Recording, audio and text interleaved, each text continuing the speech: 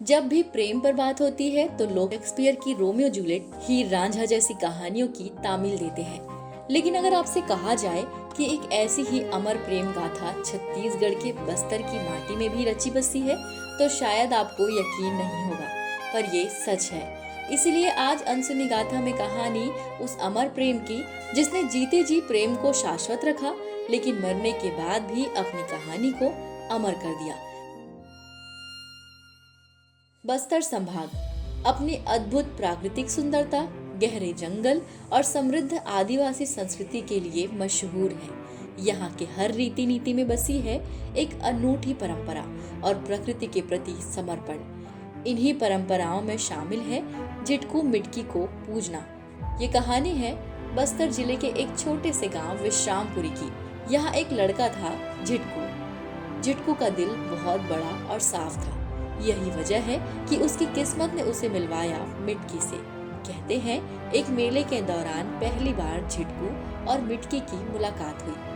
पहली ही मुलाकात में दोनों को एक दूसरे से प्यार हुआ और ऐसे जैसे एक दूसरे के बिना जिंदगी की कल्पना नहीं की जा सकती। मिटकी के 7 भाई थे जो अपनी बहन से बहुत प्यार करते थे। उनके लिए मिटकी की खुशी सबसे ऊपर थी।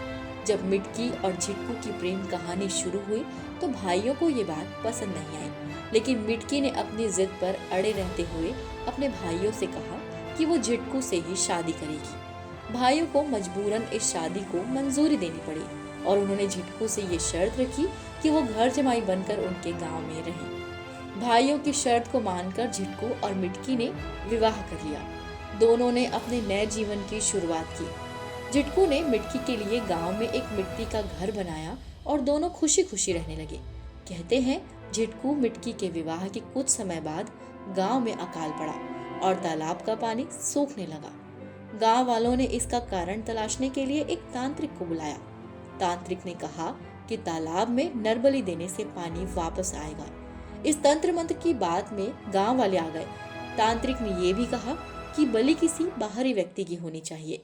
तब मिटकी के भाइयों ने झिटकू को गांव का बाहरी व्यक्ति मानकर उसकी बलि देने की योजना बनाई। 7 भाइयों ने मिलकर झिटकू को मौत के घाट उतार दिया। मिटकी को इस बात की भनक तक नहीं थी। वो अपने घर में अपने प्रियतम का इंतजार कर रही थी। जब उसे झिटकू का शव तालाब के पास मिला तो उसकी दुनिया उजड़ गई। मिटकी ने भी उसी तालाब में जाकर अपनी जान दे दी। इस तरह बस्तर की ये प्रेम कहानी एक दुखद मोड़ पर आकर खत्म हुई, लेकिन दोनों का प्रेम आज भी जीवित है।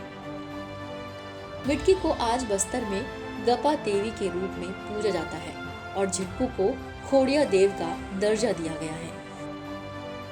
गांव वाले इन्हें देवता मानकर पूजते हैं और इनके नाम पर मड़ई मेला जैसे आयोजनों की परंपरा आज भी चल रही है।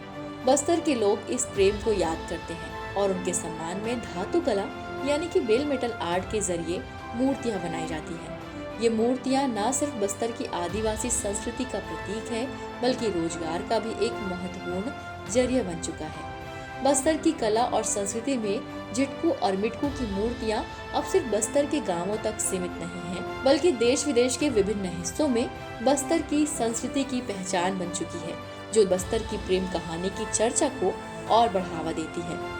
आज के आधुनिक युग में जब लोग अपने रिश्तों में कमिटमेंट और प्यार की ताकत को समझते हैं, झिटकू और मिटकी की प्रेम कहानी एक प्रेरणा के रूप में उभरती है। हर साल मड़ई मेला में लोग उनके प्रेम का सम्मान करने के लिए इकट्ठा होते हैं। क्या आपने कभी झिटकू मिटकी प्रतिमा देखी है? अगर हाँ, तो हमें कमेंट कर जरूर बताएं और वीडियो को लाइक और शेयर जरूर करें।